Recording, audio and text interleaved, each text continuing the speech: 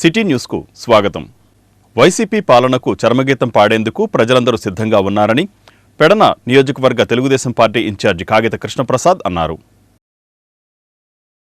YCP దుర్మార్గపు పాలనకు చరమగీతం పాడేందుకు ప్రజలందరూ సిద్ధంగా ఉన్నారని తెలుగుదేశం పార్టీ పెడన నియోజకవర్గ ఇన్ఛార్జి కాగిత కృష్ణప్రసాద్ అన్నారు.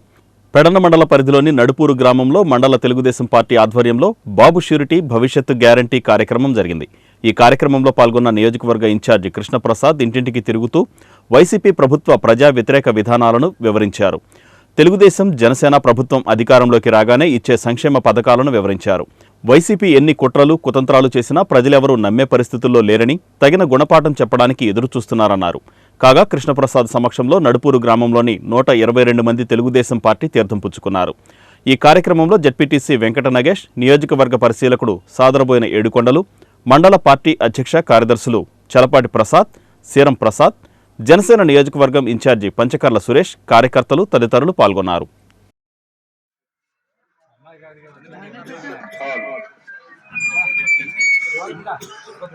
ముందు మాట్లాడమను ముందు చెప్పాను విషయం చెప్పాను.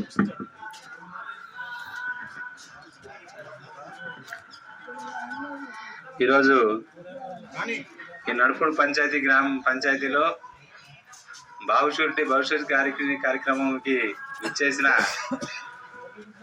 మన పెడన నియోజకవర్గ ప్రజలందరికీ, మన మండలం ఈ గ్రామంలో ఉన్న కార్యకర్తలకి నాయకులందరికీ కూడా ముందుగా నా నమస్కారాలు, ధన్యవాదాలు తెలియజేసుకుంటున్నాను. మన ఇన్ఛార్జ్ కాగిత కృష్ణప్రసాద్ గారు, మన అబ్జర్వర్ ఏడుకొండల గారి సమక్షంలో మన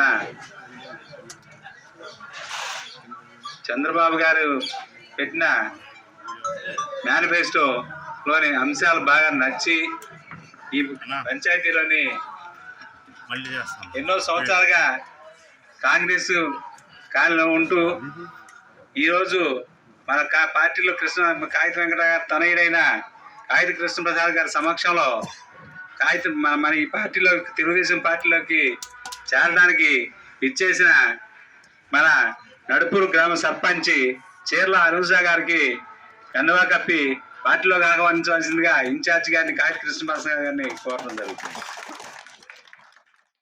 పట్టణ రంగస్థల కళాకారుల సంక్షేమ భవనానికి లంకిశెట్టి బాలాజీ 10,000 రూపాయల ఆర్థిక సహాయం అందించారు.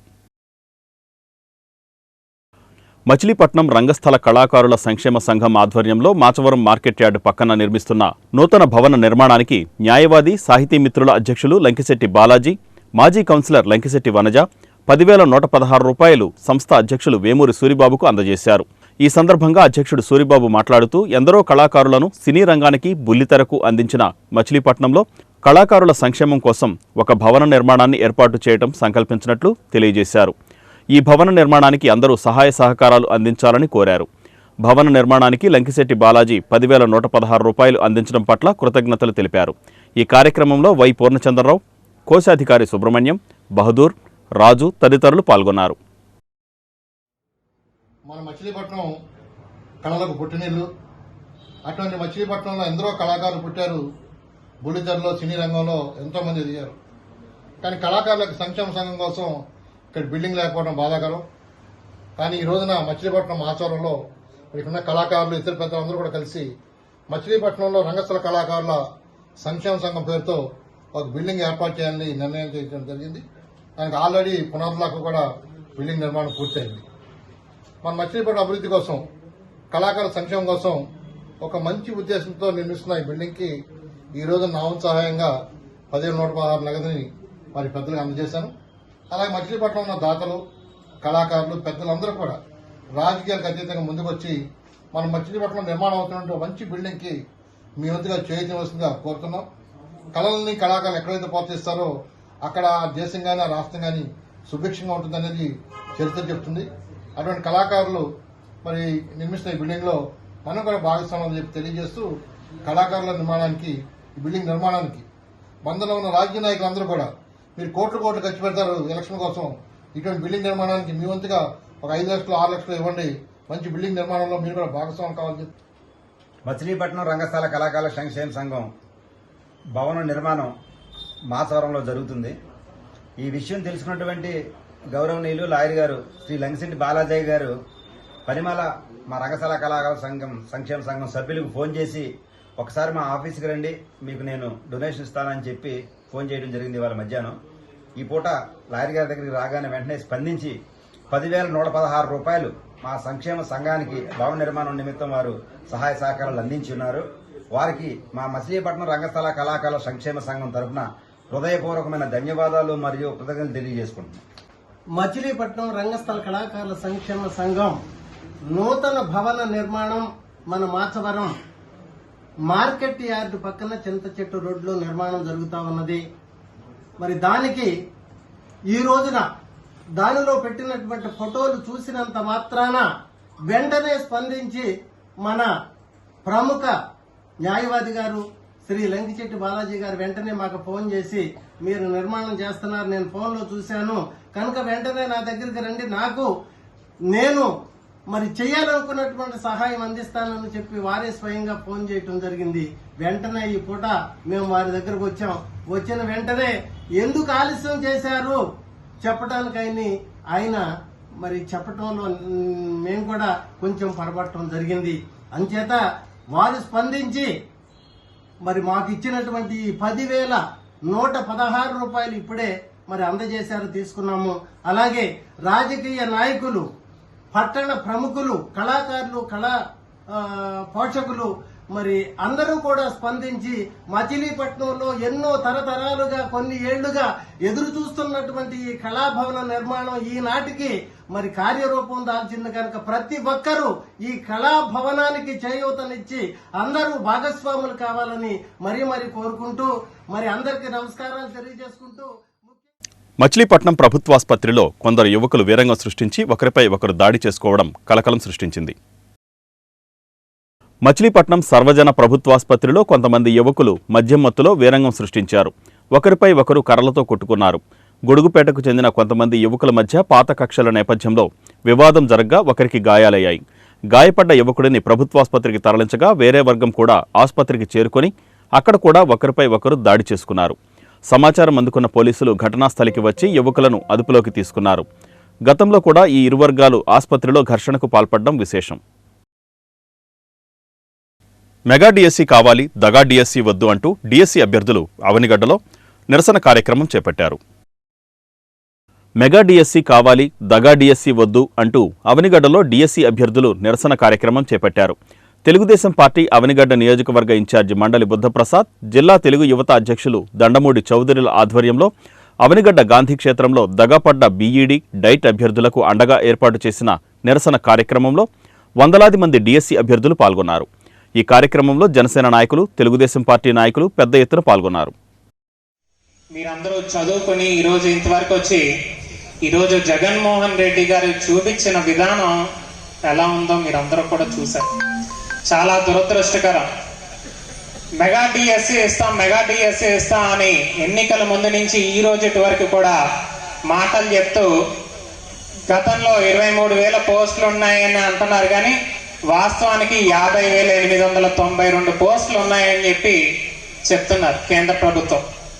అంటే 50,000 పోస్టులు ఖాళీగా ఉంటే ఈరోజు కేవలం 6,100కి మాత్రమే ఈరోజు డిఎస్సిని ప్రకటించడం జరిగింది.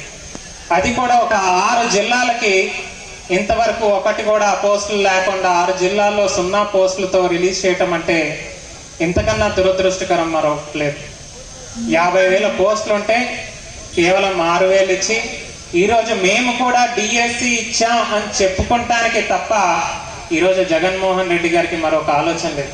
రేపు ఎన్నికలు వస్తున్నాయి, ఇంకో 2 నెలల్లో మేము డిఎస్సి వేసి మేము నిరుద్యోగులకి వీరికి అండగా నిలబడ్డామని కేవలం మాట వరుసకి నిలబడే ఆలోచనతోనే ఈరోజు చేస్తున్నారు తప్ప నిజానికి మనకెవ్వరికి ఒక మంచి ఉపాధి కల్పిద్దాం, ఒక మంచి ఉద్యోగాలు కల్పిద్దామన్న ఆలోచన ఈరోజు జగన్మోహన్ రెడ్డి గారి ప్రభుత్వం లేకపోవటం చాలా బాధాకరమైన విషయం. ఎందుకు తప్పుడు మార్గాల్లో జగన్ గారిని నడిపించి ఇప్పటి వరకు డిఎస్సి ఇవ్వకపోవడానికి ప్రధాన కారణం నువ్వేం తెలిసింది. ముందు నువ్వు దిగిపో బాబు. ఇంకోటి ఏంటంటే మేము ఇంటర్మీడియట్ తర్వాత డిఎడ్ చేస్తామండి, మేము ఇది తప్ప మాకు ఆధారం చేస్తారు.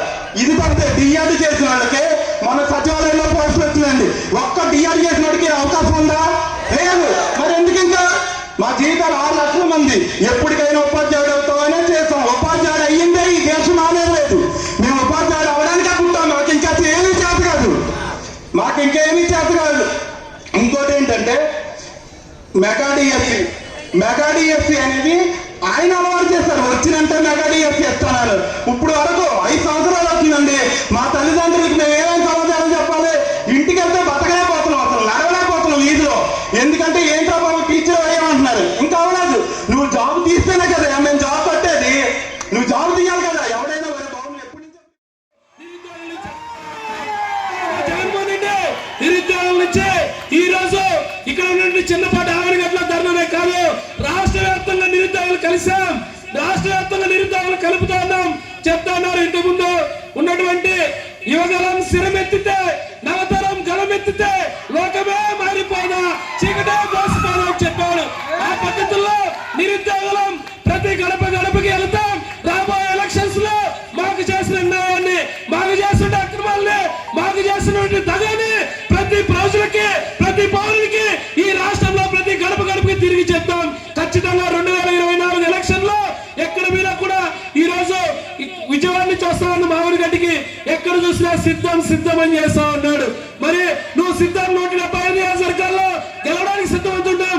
కానీ ఇక్కడ నిరుద్యోగులు చెప్తున్నారు 175 నియోజకవర్గాల్లో నీ ఓటమి ఎలక్షన్ కూడా నీ నిరుద్యోగులంతా కూడా ప్రతి ఇంటిని కూడా తిరుగుతారని చెప్పేసి ఈ సందర్భంగా మీ అందరికి తెలియజేస్తా ఉన్నాను.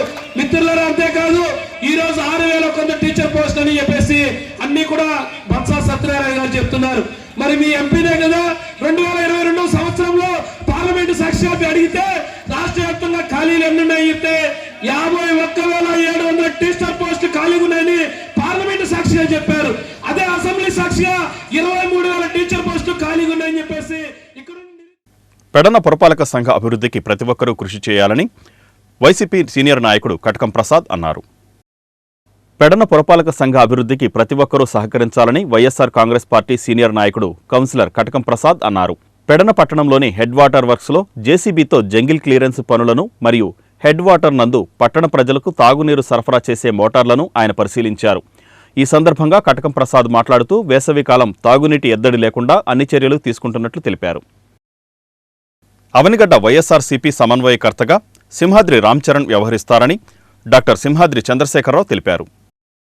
ముఖ్యమంత్రి జగన్మోహన్ రెడ్డితో అవనిగడ్డ వైఎస్ఆర్సీపీ ఇన్ఛార్జి డాక్టర్ సింహాద్రి చంద్రశేఖరరావు, ఆయన కుమారుడు సింహాద్రి రామ్చరణ్ సమావేశమయ్యారు.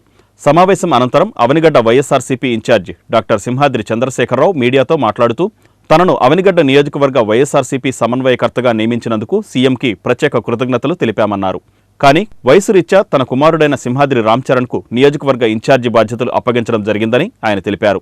ఇక నుంచి రామ్చరణ్ అవనిగడ్డ వైఎస్ఆర్సీపీ ఇన్ఛార్జిగా ప్రతి గడపకు తిరిగి ముఖ్యమంత్రి జగన్ పేదలకు అందించిన నవరత్నాలను మరింత విస్తృతంగా ప్రజలకు తెలియజేస్తారని, వచ్చే ఎన్నికల్లో అవనిగడ్డ నియోజకవర్గంలో వైఎస్ఆర్ కాంగ్రెస్ పార్టీ గెలిపే లక్ష్యంగా పనిచేస్తారని, అవనిగడ్డ ప్రజలకు 3 తరాలుగా తన తండ్రి సింహాద్రి సత్యనారాయణ వారసత్వాన్ని తన కుమారుడు రామ్చరణ్ నిలబెట్టుకుని నియోజకవర్గ ప్రజలకు సేవలందించడానికి సిద్ధంగా ఉన్నాడని అన్నారు.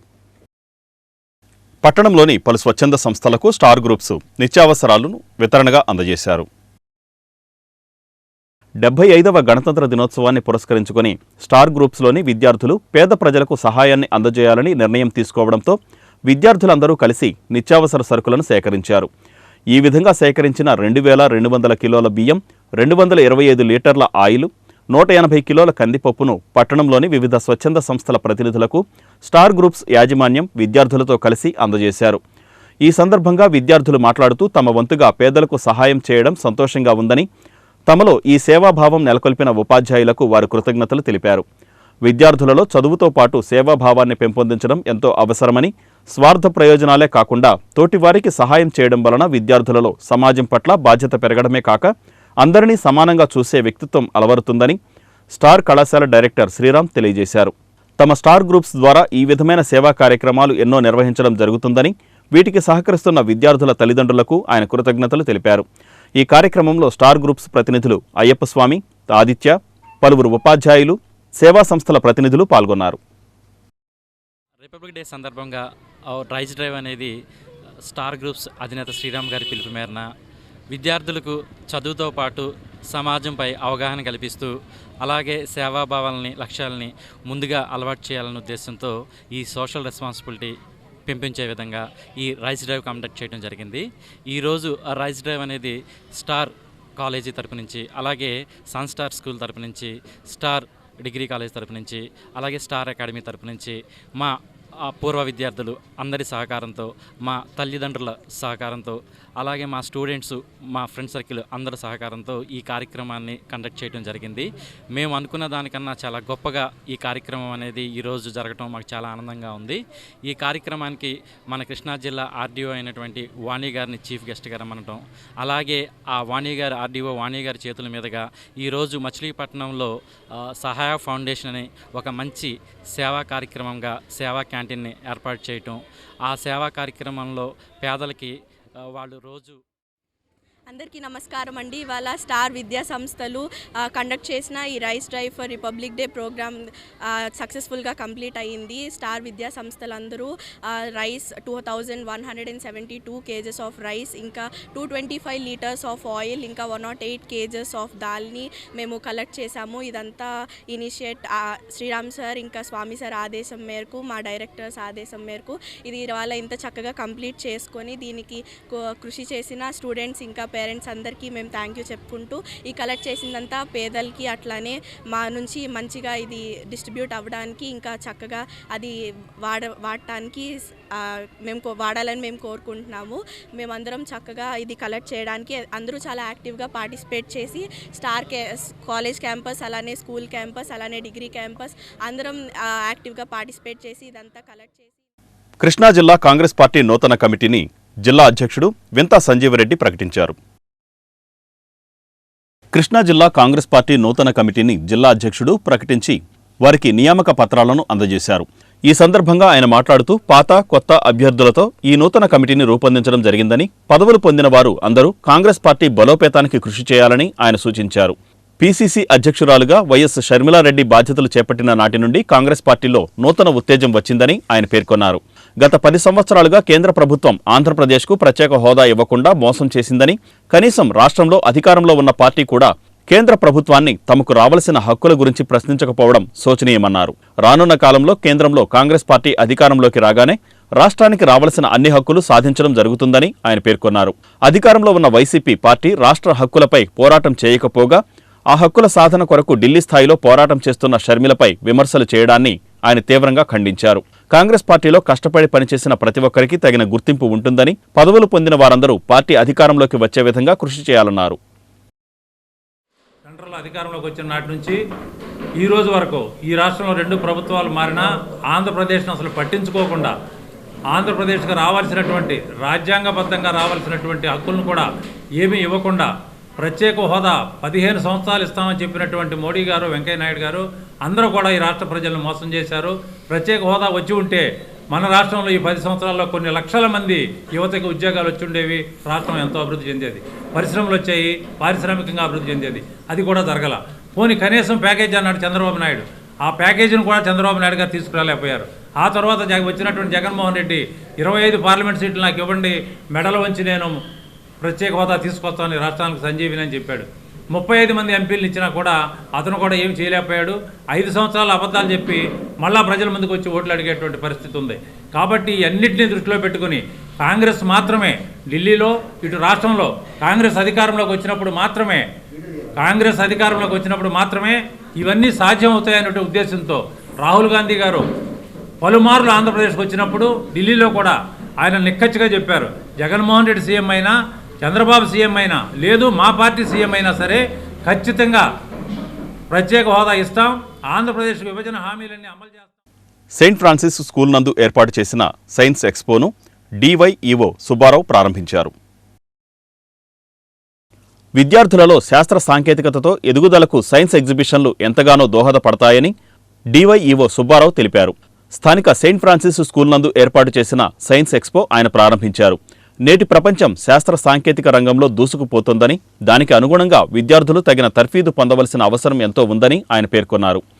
ఈ సైన్స్ ఎక్స్పోలో విద్యార్థులు చేసిన పలు అంశాలు చాలా ఆకట్టుకున్నాయని, ప్రతి ఒక్క విద్యార్థి చూసి వాటిపై అవగాహన పెంచుకోవాలని ఆయన సూచించారు.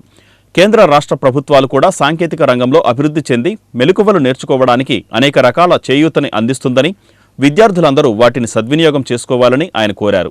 విద్యార్థులు ప్రతి ఒక్కరూ శాస్త్ర సాంకేతిక రంగంలో నిష్ణాతులుగా మారి తద్వారా దేశ అభివృద్ధికి కృషి చేయాలని ఆయన ఆకాంక్షించారు. ఈ సైన్స్ ఎక్స్పోలో విద్యార్థుల తల్లిదండ్రులు, పలువురు ఉపాధ్యాయులు పాల్గొన్నారు.